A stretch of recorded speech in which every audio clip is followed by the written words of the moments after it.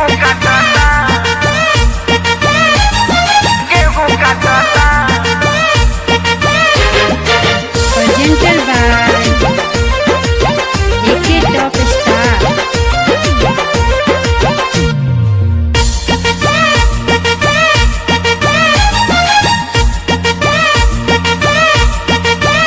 गेहूं झड़ता खेत में सड़ता,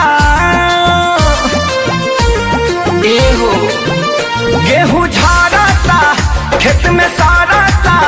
रोज देखी देखी हमर कलेजा फटता।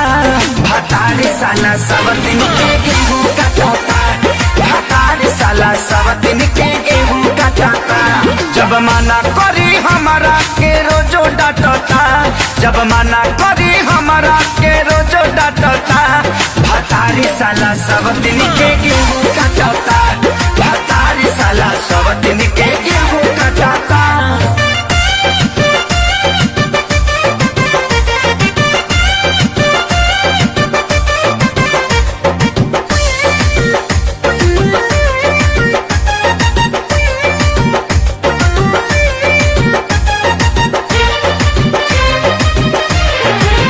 हो ओकर गेहूं दबावता, खरी हमी छिलवावता।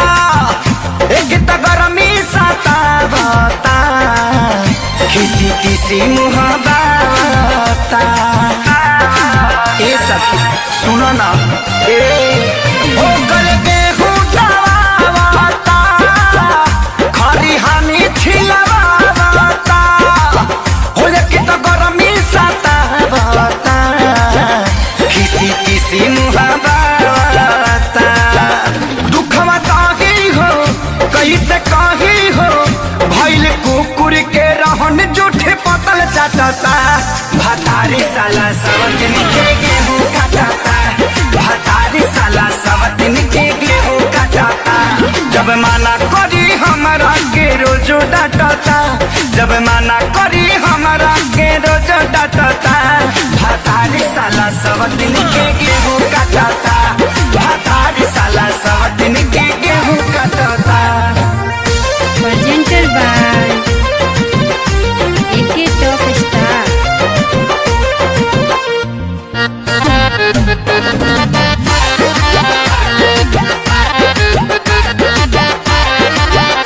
मेरा मर्द खेसारी हो, निकले मुहवा से गारी हो। समझे हाथी के गेहूं तो अब कटा गइल सारी हो, देखा ना सबकर कटा गई। मोरा मर्द खेसारी हो, निकले मुहवा से गारी हो। समझे हाथी के गेहूं तो कटा गइल सारी हो। सुनो कहता बिकियो रहता, लगे सटला पर बैल लेखा मुड़ी झटता। भतारी हमारे सब दिन के गेहूं काटता, भतारी हमारे सब दिन के गेहूं काटता। जब मना करी हमारे के रोजो डांटता, जब मना करी हमारे के रोजो डांटता। भतारी हमारे सब दिन के गेहूं काटता, भतारी हमारे सब दिन के गेहूं Presented काटता। by AK Top Star.